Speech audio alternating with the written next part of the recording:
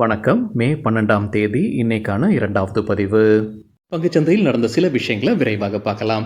முக்கியமான தகவல், நான் செபி ரெஜிஸ்டர்ட் அட்வைசர் கிடையாது. நம்ம சேனல்ல இருந்து எப்போதுமே ஸ்டாக் ரெக்கமெண்டேஷன்ஸ் கிடையாது. யூடியூப் சேனல் மட்டும் இல்லைங்க, மற்ற சோஷியல் மீடியா பிளாட்ஃபார்மான இன்ஸ்டாகிராம், வாட்ஸ்அப், டெலிகிராம்ல இருந்து கூட நாம ஸ்டாக் ரெக்கமெண்டேஷன்ஸ் வழங்குவதில்லை. மேலும் பணத்தை வாங்கிட்டு எந்த சேவையும் வழங்குவது இல்லை. பல போலியான குரூப் இயங்கிட்டு இருக்கு. தயவு செய்து ஜாகிரதையாக இருங்க. இந்த வீடியோவில் காட்டக்கூடிய அனைத்து கம்பெனிகளும் வெறும் இன்ஃபர்மேஷனல் பர்பஸ்க்காக மட்டுமே முதலீடு செய்யுங்கன்னு சொல்கிற வீடியோ கிடையாது. எந்த ஒரு முதலீட்லையும் ரிஸ்க் இருக்கும். ரிஸ்க் புரியாமல் இன்வெஸ்ட் செய்யாதீங்க. ரிஸ்க் புரியலன்னா தயவு செய்து இன்வெஸ்ட்மெண்ட்டை தவிர்த்துருங்க. நம்ம ருபி டிரைவர் சேனலை ஆதரிக்கிற அனைத்து நல்ல உள்ளங்களுக்கும் நன்றி. இன்றைக்கி நம்ம மார்க்கெட் ஓப்பன் ஆகிறதுக்கு முன்னாடி உலக மார்க்கெட்ஸ் எப்படி இருந்ததுன்னு பார்க்கும்போது, வெள்ளிக்கிழமை யூஎஸ் மார்க்கெட்ஸ் ஃப்ளாட்டாக தான் இருந்திருக்கு. பெரும்பாலான யூரோப்பியன் மார்க்கெட்ஸ் வெள்ளிக்கிழமை க்ரீனில் தான் க்ளோஸ் ஆகியிருந்திருக்கு. இன்றைக்கி நம்ம மார்க்கெட் ஓப்பன் ஆகிறதுக்கு முன்னாடி ஏஷியன் மார்க்கெட்ஸ் எப்படி இருக்குன்னு பார்க்கும்போது பெரும்பாலும் க்ரீனில் தான் ட்ரேட் ஆகிட்டு இருந்தது. குறிப்பாக கிஃப்ட் நிஃப்டி கிட்டத்தட்ட 2% க்ரீனில் ட்ரேட் ஆகிட்டு இருந்தது. அதே போல் சைனீஸ் மார்க்கெட்டும் ஹாங்காங் மார்க்கெட்டும் க்ரீனில் நல்லா ட்ரேட் பண்ணிகிட்டு இருந்திருக்கிறாங்க. நம்ம மார்க்கெட் ஓப்பன் ஆகிறதுக்கு முன்னாடி எடுத்த ஸ்க்ரீன்ஷாட் இது. இந்த வீடியோ சேர தருணத்தில் நம்ம மார்க்கெட் ஓப்பன் ஆகி நிஃப்டி கிட்டத்தட்ட 2.8% க்ரீனில் ட்ரேட் ஆகிட்டு இருக்கு. மதியம் 12-12:30 மணி அளவில். சில இண்டிவிஜுவல் ஸ்டாக்ஸ் மற்றும் செய்திகள் விரைவாக பார்க்கலாம். யூஎஸ் அதிபர் டொனால்ட் ட்ரம்ப் அங்கே இருக்கக்கூடிய மருந்துகளோட விலையை குறைக்க இருக்கிறாருன்னு மணி கண்ட்ரோலில் தகவல் கொடுத்துருக்காங்க. 30-80% மருந்துகளோட விலை குறையுன்ற எதிர்பார்ப்பு இருக்குன்னு சொல்லியிருக்கிறாங்க. இன்றைக்கி இந்தியாவில் இருக்கக்கூடிய ஃபார்மா ஸ்டாக்ஸ் அதற்கான வீழ்ச்சியை பார்த்துருக்கு. சிஎன்பிசி டிவி 18 சொல்லியிருக்கிற அப்டேட், சன் ஃபார்மா 7% விழுந்திருக்கு இன்ட்ராடேல. அதே போல் பயோகான், சுவன் ஃபார்மா, ஆரோபிந்தோ, லூபன், டிவிஸ் மற்றும் கிளென்மார்க் 1-3% வீழ்ச்சியை பார்த்துருக்கு இன்றைக்கி இன்ட்ராடேல. யூஎஸ் சைனா இடையே இருக்கக்கூடிய வர்த்தக பேச்சுவார்த்தை 2வது நாள் முடிவு நல்லா போயிருக்குன்னு சொல்லியிருக்கிறாங்க. யூஎஸ் தரப்புலேருந்து சொல்லியிருப்பது பேச்சுவார்த்தை நல்லபடியாக போயிட்டுருக்குன்னு. ஆனால் என்ன பேசியிருக்கிறாங்கன்ற தகவல் இன்னும் வெளியிடலை. தகவல் கிடைத்தது என்டிடிவி ப்ராஃபிட்டில். நம்ம வீக்கெண்ட்லேயே செய்தி பார்த்துருந்தோங்க. முதல் சுற்று அவங்க பேச்சுவார்த்தை நடத்தியிருக்கிறாங்க சுவிட்சர்லாண்டில். அது 2வது நாளும் இப்போ பேச்சுவார்த்தை முடிஞ்சிருக்குன்னு சொல்லியிருக்கிறாங்க. ஆனால் என்ன பேசியிருக்காங்கன்ற தகவல் இன்னும் வெளியாகலை. இன்றைக்கி இந்தியாவில் டூரிசம் ஸ்டாக்ஸ் நல்லா பர்ஃபார்ம் பண்ணியிருப்பதாக சிஎன்பிசி டிவி 18 அப்டேட் கொடுத்துருக்குறாங்க. முக்கிய காரணம் அவங்க சொல்லியிருப்பது இந்தியா பாகிஸ்தான் தாக்குதலை நிறுத்தி இருக்கிறாங்க. அதனால் indigo, Indian hotels, lemon tree போன்ற ஸ்டாக்ஸ் நல்லா பர்ஃபார்ம் பண்ணியிருப்பதாக சிஎன்பிசி டிவி 18 அப்டேட் கொடுத்துருக்காங்க. அதே போல் முன்னே நம்ம செய்தி பார்த்துருந்தோம், கிட்டத்தட்ட 32 ஏர்போர்ட்ஸ் இந்தியாவில் மூடப்பட்டிருந்தது. இப்போ அது திறந்திருப்பதாகவும் அதே செய்தியில் சொல்லியிருக்கிறாங்க. எல்என்டி ஃபினான்ஸ் குறித்து எக்கனாமிக் டைம்ஸ்லேருந்து கிடைத்த ஒரு தகவல், அவங்க டிக்கோனா இன்ஃபினிட் என்ற நிறுவனம் மீது கார்ப்பரேட் இன்சால்வன்சி வழக்கு பதிவு செய்திருக்கிறாங்க. என்சிஎல்டியில், நேஷனல் கம்பெனி லா ட்ரிபியூனலில். கிட்டத்தட்ட 116 கோடி ரூபாய் இந்த டிக்கோனா இன்ஃபினிட் என்ற நிறுவனம் எல்என்டி ஃபினான்ஸ்க்கு கொடுக்க வேண்டியிருக்கு. அதனால தான் இந்த வழக்கை பதிவு செய்திருக்கிறாங்க. என்சிஎல்டி இப்போ அதை ஏற்றுக்கிட்டு இருக்கிறாங்கன்ற தகவல் எக்கனாமிக் டைம்ஸில் அப்டேட் கொடுத்துருக்குறாங்க. ஆரோபிந்தோ ஃபார்மாக்கு மோதிலால் ஓஸ்வால் அப்கிரேட் பண்ணியிருக்கிறாங்க ரேட்டிங். அப்கிரேடுக்கு பிறகு பை ரேட்டிங் கொடுத்துருக்காங்க. எதிர்பார்க்குற டார்கெட் 1360. முந்தின க்ளோசிங்லேருந்து ஒப்பிடும்போது 17% அதிகரிப்பதற்கான வாய்ப்பு இருக்குன்னு கருதுறாங்க மோதிலால் ஓஸ்வால். டாடா கன்சல்டன்சி சர்வீசஸ் தரப்புல அப்டேட் இருக்குது. ஒமானில் இருக்கக்கூடிய இன்சூரன்ஸ் நிறுவனமான தோஃபார் கம்பெனி கிட்டேருந்து ஒரு கான்ட்ராக்ட் கிடைக்குது. என்ன தொகைக்கு, என்ன கால அளவு போன்ற தகவல் டிசிஎஸ் வெளியிடலை. எஸ் பேங்க் இன்றைக்கும் நல்லா பர்ஃபார்ம் பண்ணியிருக்காங்க. வெள்ளிக்கிழமை நம்ம பார்த்துருந்தோம், நல்லா பர்ஃபார்ம் பண்ணியிருந்தது. இன்றைக்கும் நல்லா பர்ஃபார்ம் பண்ணியிருக்காங்க. இன்ட்ராடேல 9% அதிகரித்தது எஸ் பேங்க். எஸ்எம்பிசி அப்படின்ற ஜாப்பனீஸ் நிறுவனம் ஸ்டேக் வாங்குறாங்க. எஸ்பிஐ தான் பெரும்பாலும் விற்பனை செய்கிறாங்க. கிட்டத்தட்ட 13% ஸ்டேக். எஸ்பிஐயும் இன்றைக்கி நல்லா பர்ஃபார்ம் பண்ணியிருக்காங்க. 3% அதிகரித்தது. ஐஏஎஃப்எல் ரிசர்ச் ஒரு ரிப்போர்ட் வெளியிட்டிருக்கிறாங்க. அதில் என்ன சொல்லியிருக்கிறாங்கன்னா, சில வங்கிகள் விற்பனை செய்கிறாங்க எஸ் பேங்குடைய ஷேர்ஸை. அதனால் எவ்வளவு லாபம் பார்க்குறாங்க அப்படின்ற ஒரு ரிப்போர்ட்டை கொடுத்துருக்குறாங்க. எஸ்பிஐ 24% ஸ்டேக் வைத்திருக்கிறாங்க எஸ் பேங்க்கில். அதில் 13% ஸ்டேக்கை விற்பனை செய்கிறாங்க எஸ்எம்பிசி நிறுவனத்திற்கு. இது வழியாக 9,000 கோடி ரூபாய் கிடைக்கும் ஸ்டேட் பேங்க் ஆஃப் இந்தியாவுக்கு. இதில் லாபம் மட்டும் 4,760 கோடி ரூபாய். ஹெச்டிஎஃப்சி பேங்க் 1.9% ஸ்டேக்கை விற்பனை செய்கிறாங்க எஸ் பேங்க்கில் 1,300 கோடி ரூபாய்க்கு. இதில் லாபம் 690 கோடி ரூபாய். இந்த டிரான்சாக்ஷனுக்கு பிறகு ஹெச்டிஎஃப்சி பேங்க் கைவசம் 0.8% ஸ்டேக் இருக்கும் எஸ் பேங்க்கில். அதே போல் ஐசிஐசிஐ பேங்க் 1.7% ஸ்டேக்கை விற்பனை செய்கிறாங்க எஸ் பேங்க்கில் 1,130 கோடி ரூபாய்க்கு. இதில் லாபம் 600 கோடி ரூபாய். இந்த டிரான்சாக்ஷனுக்கு பிறகு 0.7% ஸ்டேக் இருக்கும் கம்பெனி கைவசம். கோட்டக் மஹிந்திரா பேங்க் 0.8% ஸ்டேக் விற்பனை செய்கிறாங்க எஸ் பேங்க்கில் 570 கோடி ரூபாய்க்கு.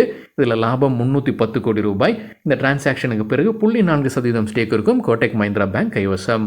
ஐடிஎஃப்சி ஃபர்ஸ்ட் பேங்க் 0.6% ஸ்டேக்கை விற்பனை செய்கிறாங்க 430 கோடி ரூபாய்க்கு. லாபம் 230 கோடி ரூபாய். டிரான்சாக்ஷனுக்கு பிறகு 0.3% ஸ்டேக் வைத்திருக்கிறாங்க எஸ் பேங்க்கில். ஃபெடரல் பேங்க் 0.5% ஸ்டேக்கு விற்பனை செய்கிறாங்க 360 கோடி ரூபாய்க்கு. இதில் லாபம் 190 கோடி ரூபாய். இந்த டிரான்சாக்ஷனுக்கு பிறகு ஃபெடரல் பேங்க் கைவசம் 0.2% ஸ்டேக் இருக்கும். பந்தன் பேங்க் 0.5% ஸ்டேக்கை விற்பனை செய்கிறாங்க 330 கோடி ரூபாய்க்கு. அவங்களுக்கு கிடைக்கக்கூடிய லாபம் 180 கோடி ரூபாய். 0.2% ஸ்டேக் இருக்கும் இந்த டிரான்சாக்ஷனுக்கு பிறகு. எஸ் பேங்க்குக்கு புரோக்கிங் கம்பெனிஸ் என்ன ரேட்டிங் டார்கெட் கொடுத்துருக்காங்க இந்த நிகழ்வுக்கு பிறகு, அதாவது இந்த ஜாப்பனீஸ் நிறுவனம் எஸ்எம்பிசி வாங்குறாங்கன்ற அந்த செய்திக்கு பிறகு எஸ் பேங்க் என்ன ரேட்டிங் கொடுக்கப்பட்டிருக்கு புரோக்கரேஜஸ் கம்பெனிஸ்னால. இன்வெஸ்டேக் தொடர்ந்து செல் ரேட்டிங் தான் கொடுக்குறாங்க எஸ் பேங்க்குக்கு. எதிர்பார்க்குற டார்கெட் 17 ரூபாய். மார்கன் ஸ்டான்லி அண்டர்வெயிட் ரேட்டிங் கொடுத்துருக்காங்க. நியர் டேர்முக்கு எதிர்பார்க்குற டார்கெட் 15 ரூபாய். பேங்க் ஆஃப் பரோடாக்கு ஜேஎம் ஃபினான்ஷியல் பை ரேட்டிங் கொடுத்துருக்காங்க. எதிர்பார்க்குற டார்கெட் 250. முந்தின க்ளோசிங்கிலிருந்து ஒப்பிடும்போது 14% அதிகரிப்பதற்கான வாய்ப்பு இருக்குது. நவீன் ஃப்ளோரினுடைய டார்கெட் ப்ரைஸை ஜெஃப்ரீஸ் உயர்த்தி இருக்கிறாங்க. 4600 ரூபாயிலிருந்து 5280 உயர்த்தி இருக்கிறாங்க. வெள்ளிக்கிழமை க்ளோசிங்கிலிருந்து ஒப்பிடும்போது 15% அதிகரிப்பதற்கான வாய்ப்பு இருக்குது. ஜெஃப்ரீஸ் கொடுத்துருக்கிற ரேட்டிங் பை நவீன் ஃப்ளோரனுக்கு. ரிலையன்ஸ் பவர் இன்றைக்கி நல்லா பர்ஃபார்ம் பண்ணியிருக்காங்க. வீக்கெண்டில் அவங்க ரிசல்ட்டும் அறிவிச்சிருந்தாங்க. அதுவும் ஒரு காரணமாக இருக்கலாம். சிஎன்பிசி டிவி 18 ஒரு தகவல் கொடுத்துருக்காங்க. ரிலையன்ஸ் பவருடைய சப்சிடி நிறுவனம் தான் ரிலையன்ஸ் நியூ எனர்ஜிஸ். அவங்களுக்கு எஸ்ஜேவிஏனுடைய சோலார் மற்றும் பிஇஎஸ்எஸ் ப்ராஜெக்ட் கிடச்சிருக்குன்னு சொல்லியிருக்காங்க. அதுவும் ஒரு காரணமாக சொல்லியிருக்காங்க. ரிசல்ட் ரியாக்ஷனும் இருந்திருக்கலாம். காட்ரேஜ் ப்ராப்பர்ட்டிஸ் குறித்து என்டிடிவி ப்ராஃபிட்லேருந்து கிடைத்த ஒரு தகவல். நிதியாண்டு 2026 40,000 கோடி ரூபாய்க்கான ஹவுசிங் ப்ராஜெக்ட்ஸை அவங்க துவங்க இருக்கிறதாக அப்டேட் கொடுத்துருக்காங்க. நிதியாண்டு 2026க்கான கைடன்ஸாக எடுத்துக்கலாம். 2025 அவங்க சொல்லியிருந்த கைடன்ஸ் 30,000 கோடி ரூபாய்க்கான ப்ராஜெக்ட்ஸை அறிமுகம் செய்ய போகிறதாக. கடைசியில் அவங்க பார்க்கும்போது 36,600 கோடி ரூபாய்க்கான ப்ராஜெக்ட்ஸை துவங்கி இருக்கிறாங்க நிதியாண்டு 2025. இப்போ 2026க்கான கைடன்ஸ் அவங்க கொடுத்துருப்பது 40,000 கோடிக்கான ப்ராஜெக்ட்ஸை அறிமுகம் செய்ய உள்ளதாக. ஜிண்டால் ஸ்டெயின்லெஸ் குறித்து என்டிடிவி ப்ராஃபிட்லேருந்து கிடைத்த ஒரு தகவல். மகாராஷ்டிரா மாநிலத்தில் 40,000 கோடி ரூபாய் முதலீடு செய்ய இருக்கிறாங்க. ஸ்டெயின்லெஸ் ஸ்டீல் உற்பத்தி ஆலை அமைப்பதற்காகத்தான் இந்த முதலீடு. இப்போ என்ன உற்பத்தி திறன் வைத்திருக்கிறாங்க கம்பெனி? கிட்டத்தட்ட 3 மில்லியன் டன் ஆண்டிற்கான கெப்பாசிட்டி இப்போ வைத்திருக்கிறாங்க. அது நிதியாண்டு 2027க்குள்ளார 4.2 மில்லியன் டன்னாக உயர்த்த வேண்டும்ன்ற இலக்கு வைத்திருக்கிறாங்க ஜிண்டால் ஸ்டெயின்லெஸ். டிவிஎஸ் மோட்டார் குறித்து என்டிடிவி ப்ராஃபிட்லேருந்து கிடைத்த ஒரு தகவல். கம்பெனியுடைய சிஇஓ ராதாகிருஷ்ணன் பேட்டி கொடுத்துருக்கிறாரு. நிதியாண்டு 2026 டூ வீலர் சேல்ஸுடைய வளர்ச்சி 2025 என்ன இருந்ததோ அது தொடரும்ன்ற எதிர்பார்ப்புன்னு சொல்லியிருக்கிறாரு. அது ஒட்டுமொத்த இண்டஸ்ட்ரி தான் அவர் சொல்லியிருக்கிறாரு. 2025 ஒட்டுமொத்தமாக டூ வீலர் ரெஜிஸ்ட்ரேஷன் 1.88 கோடி யூனிட்ஸாக இருந்திருக்கு. அதாவது இயர் ஆன் இயர் கம்பேர் பண்ணும்போது 8% அதிகரிச்சிருக்கு. அதே போன்ற ஒரு வளர்ச்சி இந்த ஆண்டும் இருக்கும்னு நம்பிக்கை தெரிவிச்சிருக்கிறாரு CEO KN Radhakrishnan. Tata steel இன்றைக்கி குவார்ட்டர்லி ரிசல்ட் வெளியிட இருக்கிறாங்க. அதற்கு முன்னாடி எக்கனாமிக் டைம்ஸில் ஒரு முன்னோட்டம் கொடுத்துருக்காங்க. என்ன எதிர்பார்க்கலாம் டாடா ஸ்டீலுடைய ரிசல்ட்டில்? நெட் ப்ராஃபிட் எதிர்பார்ப்பது ஒரு ரேஞ்ச் கொடுத்துருக்காங்க. 459 கோடியிலிருந்து 1399 கோடி ரூபாய். அதாவது விழும்ன்றதான் எதிர்பார்ப்பு. 18லேருந்து 46% விழுவதற்கான வாய்ப்பு இருக்குது இயர் ஆன் இயர் கம்பேரிசனில். ரெவென்யூ எதிர்பார்க்கக்கூடிய ரேஞ்ச் 53,212 கோடியிலிருந்து 56,806 கோடி ரூபாய். இயர் ஆன் இயர் 3.2%லிருந்து 9% இடையே விழுவதற்கான வாய்ப்புகள் இருக்குன்னு சொல்லியிருக்கிறாங்க எக்கனாமிக் டைம்ஸ் செய்தியில். லார்சன் அண்ட் டியூப்ரோக்கு எம்கே குளோபல் பை ரேட்டிங் கொடுத்துருக்காங்க. எதிர்பார்க்குற டார்கெட் 4,000 ரூபாய். 20% அதிகரிப்பதற்கான வாய்ப்பு இருக்குது. ஆர்த்தி இண்டஸ்ட்ரீஸ்க்கு எம்கே குளோபல் பை ரேட்டிங் கொடுத்துருக்காங்க. எதிர்பார்க்குற டார்கெட் 500. 12% அதிகரிப்பதற்கான வாய்ப்பு இருக்குது. எல்ஆர்ஆ செக்யூரிட்டிஸ் கேஇஐ இண்டஸ்ட்ரீஸ்க்கு பை ரேட்டிங் கொடுத்துருக்காங்க. எதிர்பார்க்குற டார்கெட் 3775.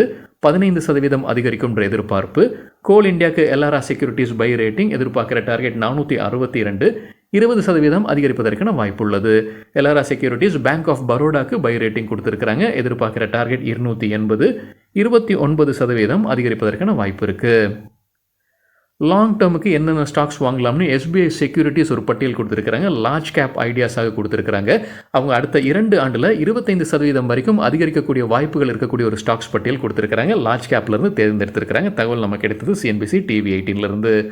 மஹிந்திரா அண்ட் மஹிந்திராக்கு எஸ்பிஐ செக்யூரிட்டிஸ் கொடுத்துருக்கிற டார்கெட் ப்ரைஸ் 3625. ஐசிஐசிஐ பேங்குக்கு கொடுத்துருக்கிற டார்கெட் 1556. பாரத் எலக்ட்ரானிக்ஸ்க்கு 372 ரூபாய் டார்கெட். அல்ட்ராடெக் சிமெண்ட்டுக்கு 13,733.